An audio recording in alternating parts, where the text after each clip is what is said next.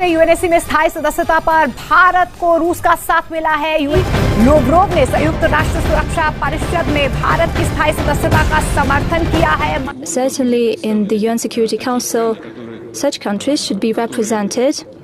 India, more than 1.5 billion people live in India. Over 7% GDP growth. ये UNSC की seat के हवाले से भी होता है कि जो इंडिया के करीबी साथी हैं वो ना सिर्फ करीबी बल्कि बहुत सारे कंट्रीज ऐसे हैं जो सपोर्ट करते हैं कि इनको ये किया जाए, दिया जाए। He was only talking about things जो इंडिया के इंटरेस्ट में है। तो अगर इंडिया को मिल भी जाता है सिक्योरिटी काउंसिल का वीटो, इसका मतलब ये नहीं कि वो फलस्तीन के लिए या कुर्दिस्तान के लिए या उइगर्स के लिए लेंगे। उइगर्स के रेजोल्यूशन पे इंडिया ने एब्सटेन किया था यूएन सिक्योरिटी काउंसिल में। तो India will use it for Kashmir, India will use it for its own national interest and और दैट इज जिस तरह से फ्रांस, बर्तानिया, अमेरिका इस्तेमाल करते हैं। परमानेंट मेंबर अगर इंडिया बनता है तो पाकिस्तान के आगे अगर जो इक्का दुक्का अगर पाकिस्तान की बात मानी जाती थी, अब वो भी नहीं मानी जानी। भारत को अक़वाम मुत्तहिदा की सलामती काउंसिल की सदारत मिलना ये पाकिस्तान के लिए किस कदर टेंशन की बात है।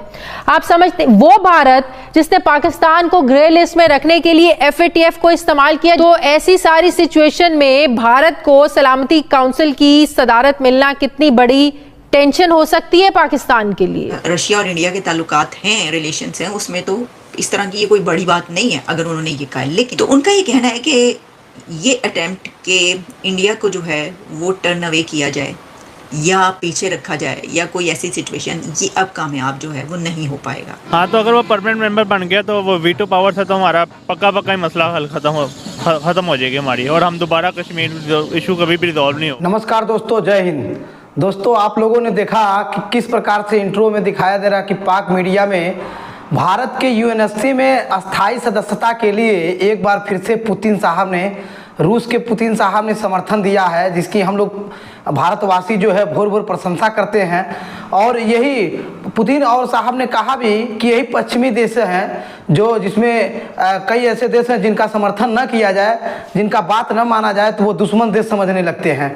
कहा था फिर उसके बाद जो है पुतिन साहब ने कहा भी कि भारत यूएनएससी के सदस्यता के लिए हकदार है और योग्य है, उसको राष्ट्रीय सुरक्षा परिषद में अस्थायी सदस्यता दिया जाए, जिसका विरोध काफ़ी जो है अन्य देश जैसे चाइना वगैरह करने में काफ़ी तेज़ी से जो है विरोध करने में लगे हुए हैं। वहीं पाक भी कहते हैं कि दुश्मन कभी भी जो है हित नहीं होता है। पाक को ऐसे डर लगने लगा है जैसे लग रहा है कि भारत को अगर जो यूएनएससी में सदस्यता मिल जाएगी तो उसको बहुत अहित हो जाएगा। चलिए देखते हैं पाक मीडिया में इसमें क्या चर्चा चल रही है। मिलते हैं वीडियो के नेक्स्ट में। असर रसूख देखकर आपको नहीं लगता कि हमें बहुत ज्यादा चौकस होना चाहिए और ये समझ जाना चाहिए कि भारत की लॉबी बहुत स्ट्रांग है। यूएन सिक्योरिटी काउंसिल की मेंबरशिप बढ़ाने के लिए इंडिया इज ए कैंडिडेट, ठीक है जी जी।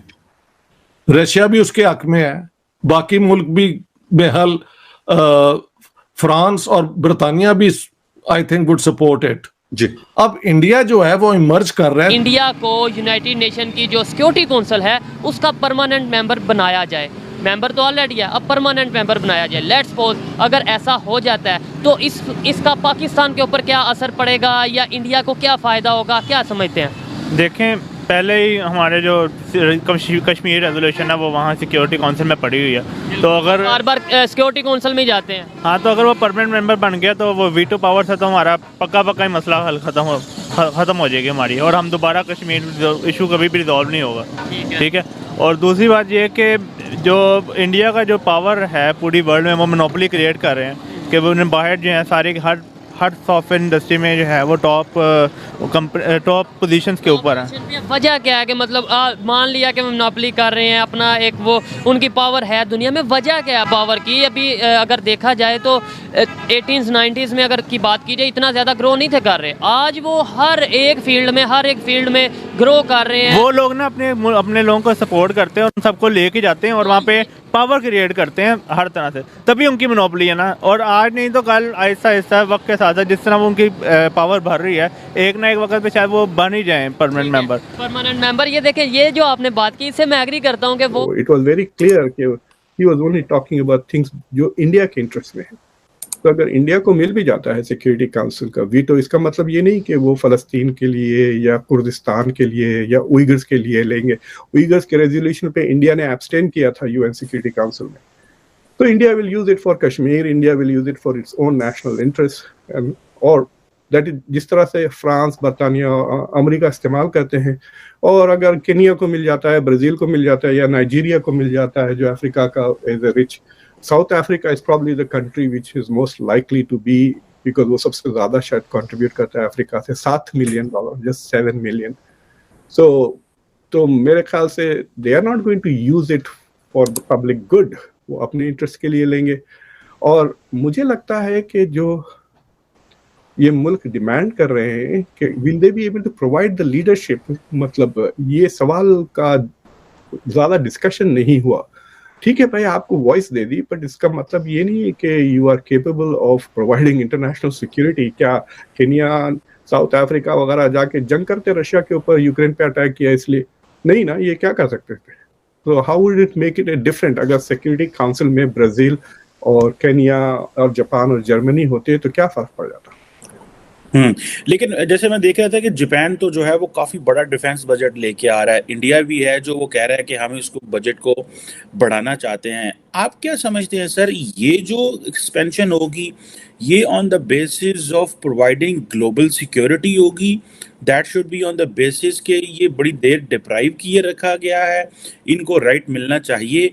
अब फॉर एग्जांपल जिस तरह आपने इंडिया का बात किया कि इंडिया हर जगह यहाँ तो न्यूट्रल रहता है, खामोश रहता है, अब्सटेन करता है और अपनी खुल खिला के पोजीशन जो है वो सामने नहीं लेके आता, तो इस सिचुएशन में आपको नहीं लगता कि they won't find a space for example? And then I think the Americans, the British, the Russian, आज भी इनका जो द चाइनीज, आज भी इनका वेपन यहाँ तो पूरी दुनिया में जाता है।